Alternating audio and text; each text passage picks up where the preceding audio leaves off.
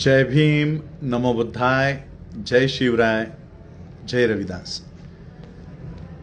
आज मी लाईव्ह जे आलोय ते मनोज जरांगे पाटील यांचं आभार आणि अभिनंदन करण्यासाठी मी लाईव्ह आलोय।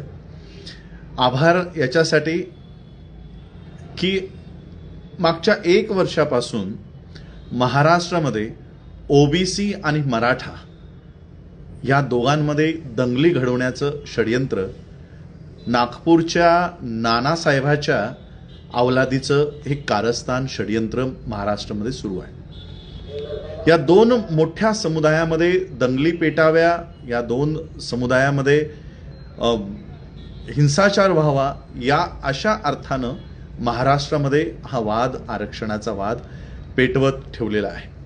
पण हे दोन समुदाय, मी दोघांचाही आभार व्यक्त करतो, ओबीसीचंही आणि मराठा कम्युनिटीचंही, की हे षडयंत्र त्यांनी ओळखलेलं आहे आणि म्हणूनही की त्या पद्धतीची प्रतिक्रिया जरांगे पाटलांकडनंही त्या पद्धतीने कधी आली नाही। ओबीसी आणि मराठा हा वाद महाराष्ट्रात पेटत नाही, मागच्या 1 वर्षापासून हा प्रयत्न नानासाहेबाचा सुरू आहे। तर हा वाद पेटत नाही म्हणून मराठा आणि बौद्ध अशी दंगल किंवा अशा पद्धतीचा वाद महाराष्ट्रामध्ये सुरू करून देण्याचा डाव या नानासाहेबांना रचला। हा डाव रचल्यानंतर मनोज जरांगे पाटील यांनी शांतता रॅली काढली। शांतता रॅली काढून म्हणजे एवढा लाखोच्याही मोठ्या संख्येत आज हा मराठा रस्त्यावर उतरलाय। एवढं उतरत असतानाही एकही अपशब्द बाबासाहेबांबद्दलही त्यांनी कधी काढला नाही, बौद्धांबद्दलही कधी काढला नाही। म्हणून मी आज मनोज जरांगे पाटलांचं आभार व्यक्त करण्यासाठी हा व्हिडिओ लाईव्ह येऊन सगळ्यांना सांगू इच्छितो की कशा पद्धतीने मराठा आणि बौद्ध यांच्यामध्ये दंगल व्हावी, वाद निर्माण व्हावा, यासाठी महाराष्ट्रामध्ये हा नानासाहेब वेगवेगळ्या त्याचे जे काही पिट्टू आहेत त्यांना रस्त्यावर सोडून, त्यांना त्यांच्या माध्यमातून स्टेटमेंट्स देऊन या दोघांमध्ये भांडणं लावायचा प्रयत्न महाराष्ट्रामध्ये होतोय। आणि तो महाराष्ट्राला, आम्हा लोकांना, कारण आज आम्ही 2 कम्युनिटी जे आहेत हे दोघं एकत्रित राहतो। म्हणजे जिथे मराठ्यांची वस्ती आहे त्याच्या समोर बौद्धाची वस्ती आहे आणि ही दोघं आजपासून एकत्रित नाही राहत आहेत। हे दोघं आज पासून की 10 वर्षापासून गल्लीमध्ये घर आहेत असं नाही आहे। या महाराष्ट्राची निर्मिती कशी झाली, मी मागे माझ्या एका भाषणातून सांगितलंय की महाराष्ट्र लोकांना किंवा बऱ्याच हे जे गोदी मीडिया आहे त्यांचे चॅनल्स महाराष्ट्र म्हणजे महान राष्ट्र, महाराष्ट्र मोठा राष्ट्र अशा पद्धतीची व्याख्या करतात।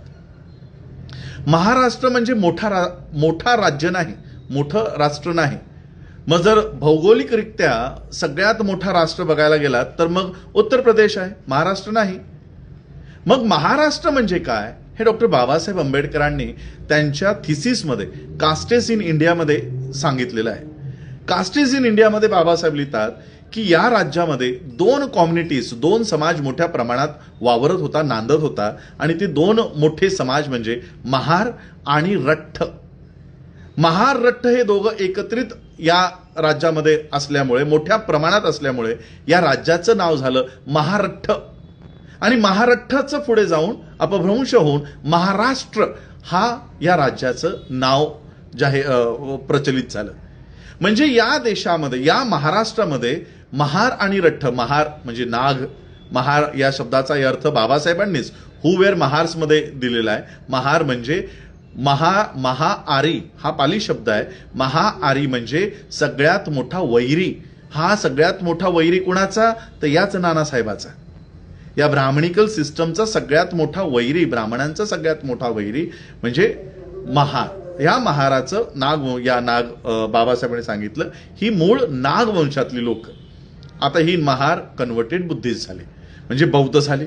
बौद्ध आणि मराठा ही आज या महाराष्ट्रात एकोप्यानं नांदायला लागलेली आहेत, एकोप्याने राहत आहेत आणि म्हणून महार म्हणजे बौद्ध आणि मराठा यांच्यामध्ये दंगल घडवण्याचा एक मोठा षडयंत्र या फडणवीसाच्या सागर बंगल्यातून हा सगळा कट कारस्थान रचला गेलेला आहे। आणि म्हणून मी मनोज जरांगे पाटलांचा आभार व्यक्त करतोय की एवढी मोठी रॅली आज ते सोलापुरामध्ये त्यांनी काढली, जालन्यामध्ये काढत आहेत, सांगलीमध्ये काढत आहेत, अख्ख्या महाराष्ट्रात काढत आहेत. पण एकाही बौद्धाला त्यांनी अपशब्द वापर केला नाही. कधी त्यांच्याबद्दल त्यांच्याबद्दल आमच्याकडनं अपशब्द वापरले जात आहेत, पण त्यांच्याकडनं एकही प्रतिक्रिया दिली जात नाही. आणि त्यामुळे मी मनोज जरांगे पाटलांना सॅल्यूट करतो की अशा पद्धतीने आज खरा अर्थातला महाराष्ट्र आम्हाला जो बघायला मिळाला तो केवळ मनोज जरांगे पाटलांमुळे. आणि म्हणून मी आज त्यांचे आभार व्यक्त करण्यासाठी हा लाईव्ह करतोय आणि अभिनंदन याच्यासाठी की त्यांनी काल जाहीर केलं की आम्ही या महाराष्ट्राच्या इलेक्शन्समध्येही उतरणार आहोत. आणि त्या पद्धतीने आज बौद्ध, मराठा, मुस्लिम आणि मी मागे अण्णाभाऊ साठेंच्या जयंतीला गेलो होतो, तो सचिन साठे, अण्णाभाऊ साठेंचे नातू यांच्यासोबत आमच्या बऱ्याच चर्चा झाल्या. आणि म्हणून या येणाऱ्या महाराष्ट्राच्या विधानसभेमध्ये हे 4M, मी तर आता महार म्हणत नाही, पण महार कन्व्हर्टेड बुद्धिस्ट म्हणजे प्रामुख्याने एम, मराठा, मुस्लिम आणि मातंग हे 4 जरी एम एकत्र आले तरी महाराष्ट्राच्या विधानसभेमध्ये आमचे जे काही प्रश्न आज आम्ही रस्त्यावर लढत आहोत, उद्या SC STचंही रिझर्वेशनचा खूप मोठा प्रश्नचिन्ह आता भारतामध्ये उभा राहणार आहे. 21 ऑगस्टला भारत बंदचाही पुकार आपण दिलेली आहे. आणि म्हणून या सगळ्या प्रश्नांना जिथे आपण रस्त्यावर उतरतोय, तर रस्त्यावरची लढाई लढत असताना विधानमंडळातली लढाई, संसदेतली लढाई, विधानसभेतली लढाई हीही आपल्या लोकांना लढली पाहिजे. आणि जे काही हकवंचित समुदाय आहे त्यांनाही एकत्रित आपण घेतलं पाहिजे. मी OBC समुदायालाही मागणी करेन, जेव्हा आम्ही मराठा समुदायाला समर्थन देतो याचा अर्थ आम्ही OBCच्या विरोधात आहोत असं कधीही समजूत करून घेऊ नका. बाबासाहेब आंबेडकरांनी OBCंना आरक्षण मिळावं यासाठी स्वतःचा पदाचा राजीनामा दिलेला आहे. अशा अवस्थेत आम्ही OBCंच्या विरोधात कसं जाणार आहोत? माझं OBCंना म्हणणं आहे की आज हाके असतील, जरांगे असतील, एकत्र बसून मध्यम मार्ग जो बुद्धाने दिलेला आहे तो मध्यम मार्ग आपण काढला पाहिजे. आणि आज OBCचं आरक्षण ह्या खेडकर सारख्या लोक हे लाटत चाललेली आहेत. आमची जनगणना नाही, 1931च्या जनगणनेनुसार आज आपण चालत आहोत. आणि म्हणून आम्हाला आमची प्रॉपर गणना केली पाहिजे. काही रेकॉर्ड जर सापडत असतील तर मोठं मन करून मराठा समुदाय, आज आम्ही मराठा समुदाय, कारण आपण जसं सांगितलं की आम्ही एकमेकांचे शेजारी आहोत, समोरासमोर राहतो आणि आजपासून नाही राहत आहोत. या राज्याची रचना झाली तेव्हापासून आम्ही एकमेकांसोबत राहत आहोत आणि त्यांचीही अवस्था आज आमच्या डोळ्यासमोर आहे. आरक्षणामुळे आज आमचे लोक सुप्रीम कोर्टामध्ये गेलेत, आरक्षणामुळे गेलीत आणि आरक्षणाच्या विरोधातच कायदे करतायत. ही अशी परिस्थिती आज आमच्यावर आहे. पण आरक्षणामुळे आज आमची प्रगती झाली. आज तेच आरक्षण मराठा समुदायाला नसल्यामुळे त्यांचे IAS ऑफिसर्स नाहीत, त्यांचे IPS नाहीत, त्यांचे जजेस नाहीत, त्यांचे डॉक्टर्स नाहीत. MBBSची सीट, मी माझी व्यथा तुम्हाला सांगतो, मुंबईमध्ये, नवी मुंबईमध्ये DY पाटील नावाचं मेडिकल कॉलेज आहे. MBBSची सीट आज 2024 साली 4 कोटीला विकली जाते. 4 कोटीला. आज डोनेशन्स एवढ्या मोठ्या प्रमाणात आहेत. रिझर्वेशन्स, जर आज या मुलांनाही रिझर्वेशन मिळालं तर मराठ्यातलाही डॉक्टर तयार होईल, त्यांची प्रगती होईल. जातीची नाही, महाराष्ट्राची नाही तर देशाची प्रगती होईल. आणि म्हणून आम्हाला एकमेकांचं काय म्हणणं आहे हे बसून आपण एकत्र सॉल्व्ह करून आपण कशी प्रगती या देशामध्ये करू शकतो. कारण ज्यांच्याकडे हे सगळं आरक्षण, आम्ही त्याच्यामध्येच आहोत. राजकुमार बडोले, जसं तुमच्याकडे खेडेकर आहेत, आमच्याकडे बडोले आहेत. त्यांनी त्यांची मुलगी म्हणजे सामाजिक न्याय मंत्री असताना रिझर्वेशनमध्ये सगळ्यात पहिलं फॉरेन स्कॉलरशिपमध्ये कुणाचं नाव येतं तर राजकुमार बडोलेच्या मुलीचं. म्हणजे आमची मुलं फॉरेन स्कॉलरशिपच्या लायकीची नाहीत. म्हणजे हजारो स्कॉलरशिपचे ऍप्लिकेशन्स तिथे फॉरेन स्कॉलरशिपचे असतील, पण सिलेक्ट कोण होते? राजकुमार बडोलेंची मुलगी. सामाजिक न्याय मंत्र्याला आरक्षण त्याच्याकडे जात आहे. तसंच तुमच्याकडे आहे. तसंच तुमच्याकडे खेडेकर, ज्याची करोडो संपत्ती आहे, त्याला 8 लाखाच्या आतमधलं फॅमिली इन्कम त्याच्या मुलीकडे आहे. म्हणून आम्हा लोकांना एकत्रित बसून हा तोडगा काढला पाहिजे. ओबीसी असेल, मराठा असेल, बौद्ध असेल, आम्ही सगळी या महाराष्ट्रातली लेकरं आहोत, या महाराष्ट्रामध्ये आम्ही राहत आहोत आणि म्हणून या पद्धतीने आम्हाला तो तोडगा काढला पाहिजे. मनोज जरांगेचं मी स्वागत करतो, आभार व्यक्त करतो, अभिनंदन करतो की एवढ्या बिकट परिस्थितीतही त्यांनी बौद्ध आणि मराठा हे वाद होऊ दिला नाही.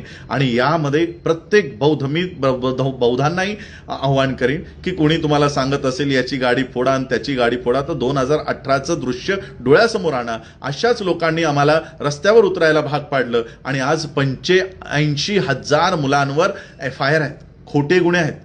माझ्या समोर अशी मुलं आहेत ज्यांच्या UPSC आणि MPSCच्या परीक्षा होत्या, आज UPSC MPSC परीक्षेला ते बसू शकले नाही. त्यांच्यावर केसेस असल्यामुळे ते प्रशासनाची कोणतीही नोकरीसाठी ते ऍप्लिकेबल नाहीत.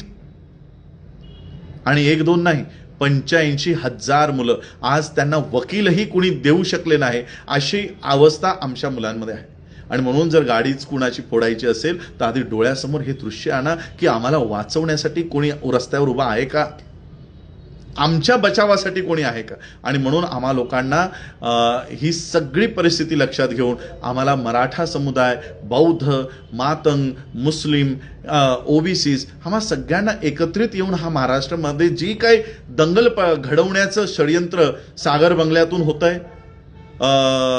त्यांच्या हेडक्वार्टरवरनं, RSSच्या हेडक्वार्टरवरनं होत आहे, हा डाव आम्हाला हाणून पाडला पाहिजे. आणि येणाऱ्या काळामध्ये आमची रस्त्यावरची लढाई ही विधान भवनामध्येही दिसली पाहिजे, विधानसभेतही दिसली पाहिजे. संसदेचा वेळ तर निघून गेलेला आहे, पण येणाऱ्या 5 वर्षामध्ये हेच मनोज जरांगे पाटील मला संसदेमध्येही दिसले पाहिजेत. अशा पद्धतीने आम्हाला हा लढा उभा करावा लागणार आहे. बस एवढंच सांगण्यासाठी मी आज request to be Hindi.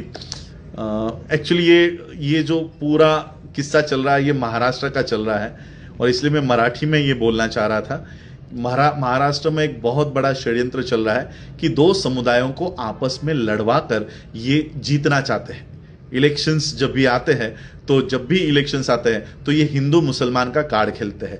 Hindu मुसलमान का कार्ड पिछले इलेक्शन में चला नहीं और इसलिए इस इलेक्शन में ये OBC वर्सेस मराठा का कार्ड खेलना चाह रहे थे, तो ये भी कार्ड यहां चला नहीं. अब ये नया कार्ड लेकर आया है, मराठा वर्सेस बुद्धिस्ट.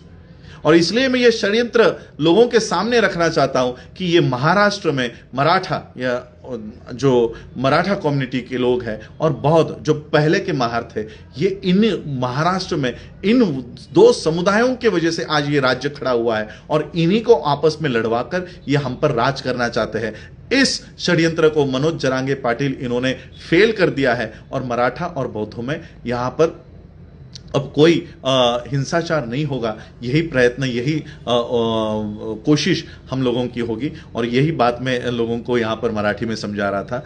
हिंदी की जब मैं, क्योंकि 1-2 या 3 महीने में महाराष्ट्र में हूँ, महाराष्ट्र के बाद मैं फिर बाकी के राज्यों में फिर से एक्टिव हो जाऊंगा, क्योंकि ये 3 महीने महाराष्ट्र के लिए बहुत इंपॉर्टेंट है. हमारे प्रतिनिधि विधानसभाओं में जाने चाहिए, इसके लिए मैं ये प्रयत्नशील हूँ, कोशिश कर रहा हूँ. बस यही कहने के लिए मैं आज लाईव्ह आया था. जरांगे पाटलांचा आभार, अभिनंदन. आभार यासाठी की नानासाहेबाच्या या अवलादीचा तुम्ही जे षड्यंत्र आहे ते हाणून पाडत आहात. आणि अभिनंदन याच्यासाठी की तुम्हीही सक्रिय राजकारणामध्ये उतरा.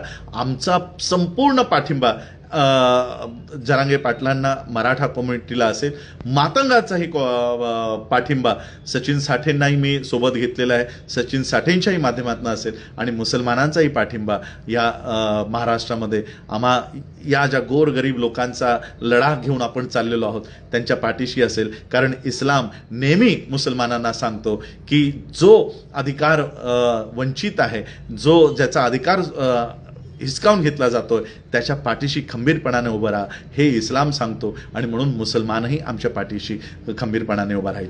यासाठी मी आज आपल्या सगळ्यांना हे लाईव्ह करून सांगायचं प्रयत्न कर. कारण मीही रोज दौऱ्यामध्ये कधी इंटरनेट असतो, कधी नसतो, त्यामुळे मला इन्स्टाला लाईव्ह देता येत नाही, फेसबुकला लाईव्ह देता येत नाही. आणि म्हणून मी आज हा मेसेज तुमच्यापर्यंत घेऊन आलो. आपण सगळ्यांनी मला ऐकलं, तुम्हा सगळ्यांचा आभार, धन्यवाद.